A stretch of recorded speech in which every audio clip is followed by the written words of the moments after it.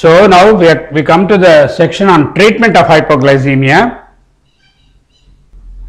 We have seen the presentations, various types of hypoglycemia, the symptoms of hypoglycemia, of course the pathogenesis and why hypoglycemia occurs, what are the counter-regulatory mechanisms, the interplay of insulin and glucose, their balance and all that.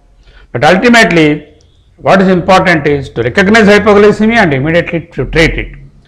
So treatment of hypoglycemia is very important for us to understand as clinicians.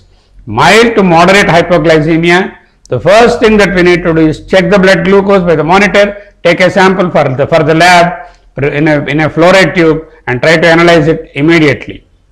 Treat with high glycemic index foods. High glycemic index foods means direct sugars, glucose, sucrose, like that. Treat with a proper quantity, not just 1 spoon or half a spoon. At least 25 grams of glucose should be given immediately. Recheck in 15 minutes whether the blood glucose has increased to a reasonable level or he requires further input of food. This is in respect to mild and moderate. That is when the patient is conscious, is able to take oral fluids, is not refusing, is not confused. But if the patient is having severe hypoglycemia where the patient is semi-conscious or unconscious, unresponsive, unwilling to take, irritable, he has seizures, he is impending coma, uncooperative, in such a situation we should not try oral glucose because that will further delay the time and unnecessarily waste the precious time that the patient has. Of course, checking blood glucose and sending the sample for lab is important and immediately give him intravenous glucose, 25% of intravenous glucose. 25% of intravenous glucose occurs in 100 ml bottles which contains 25 grams per bottle. So that is the initial dose. If required, we can infuse one more bottle of 25% glucose. Or if we have glucagon handy, 1 milligram of glucagon can be given straight away intramuscular or subcutaneous. So this is the glucagon kit which we can use here, and this glucagon kit contains a pre-filled syringe and a vial wherein you can draw the glucagon 1 ml and inject it subcutaneously or intramuscular. If we intend to use glucagon of 1 milligram is available in a small vial, can be given intramuscular or subcutaneous. But beware, it can take longer than the IV glucose because glucagon has to get absorbed and then stimulate glycogenolysis from the liver. The condition of alcoholics, elderly and others with depleted glycogen stores will generally not improve with glucagon as glucagon's action is mediated through glycogenolysis. So glycogenolysis has to occur. For that there must be enough glycogen in the liver. So in these people like alcoholics, elderly and those with depleted glycogen stores, we cannot really expect the glucagon to work. Octreotide for the treatment of sulfonylurea induced hypoglycemia. If we know that it is due to sulfonylurea induced hypoglycemia, in addition to giving glucose, we can give the drug called octreotide which blocks the sulfonylurea from attacking the receptors on the pancreas. Administered subcutaneous with initial dose of 50 to 125 micrograms. Only recommended after the initial glucose treatment is initiated and not as a first line. Remember always to give thiamine 100 milligrams along with glucose because for the metabolism of glucose in the brain, it requires thiamine. So you require always to give thiamine along with glucose whenever we are treating a patient of hypoglycemia. This is most often forgotten by many of the clinicians. So to summarize the emergency treatment of hypoglycemia, mild hypoglycemia can be self-treated, oral rapid acting carbohydrate like sugar or glucose, 25 grams of glucose in a drink or as a tablet or a confectionery can be given, 10 to 15 grams in mild cases, moderate up to 25 grams of glucose can be taken by the patient directly at home. Severe external treatment is required. Severe hypoglycemia, parenteral treatment with 100 ml of 25% glucose which is equivalent to 25 grams followed by oral or if necessary one more bottle of 100 ml glucose. Beware of producing precipitous hyperglycemia in an attempt to overcorrect the hypoglycemia. Or one can use intramuscular or subcutaneous glucagon 1 milligram injection. The cost of 1 milligram of glucagon injection will be around 1000 rupees. The cost of a 25% dextrose bottle is around 25 rupees. So, it is much easier, cheaper to keep a supply of 25% glucose and immediately infuse it, and the IV glucose acts much faster than glucagon. When we treat hypoglycemia, we must mind the glycemic index.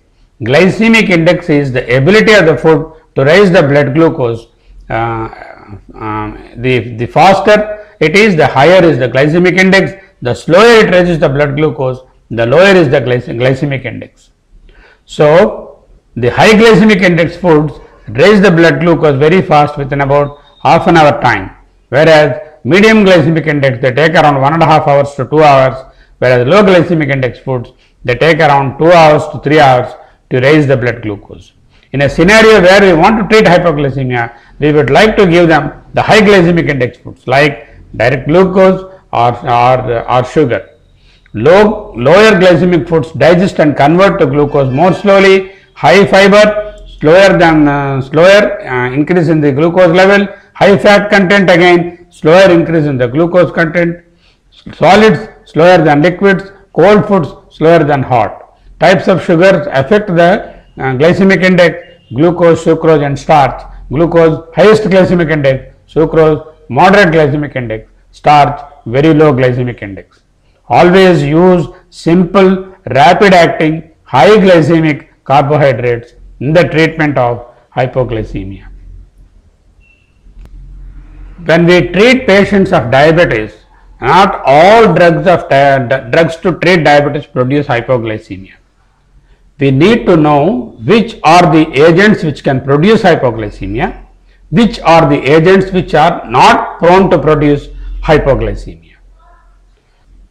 Needless to say, insulin is the one which can produce hypoglycemia more easily than anything else. Among those insulins, the conventional insulins are at a greater disadvantage compared to the new analog insulins. Analog insulins, the hypoglycemia is less.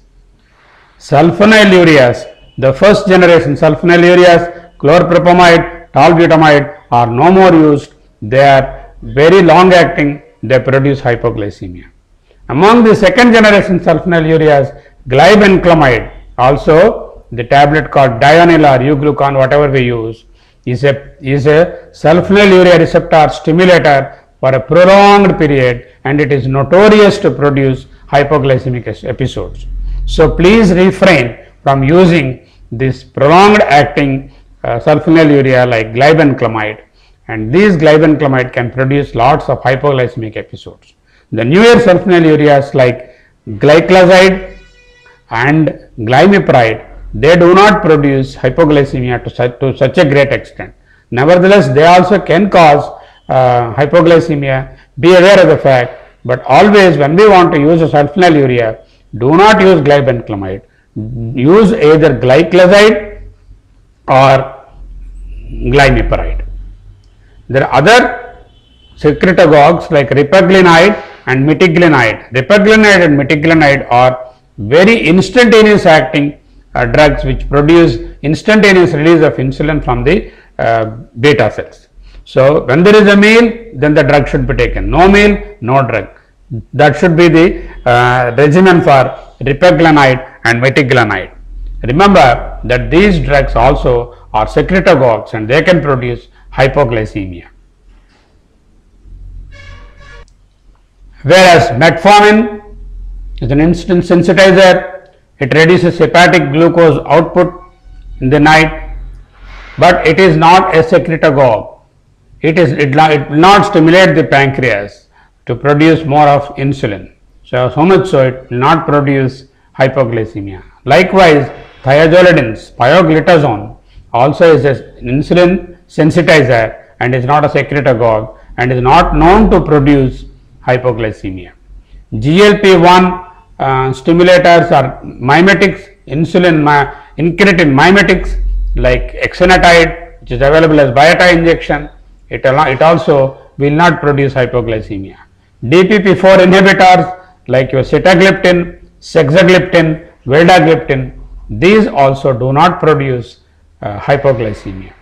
Of course, the drugs that delay the insulin glucose absorption by alpha glucosidase inhibition like acarbose, voglibose, they do not also produce hypoglycemia.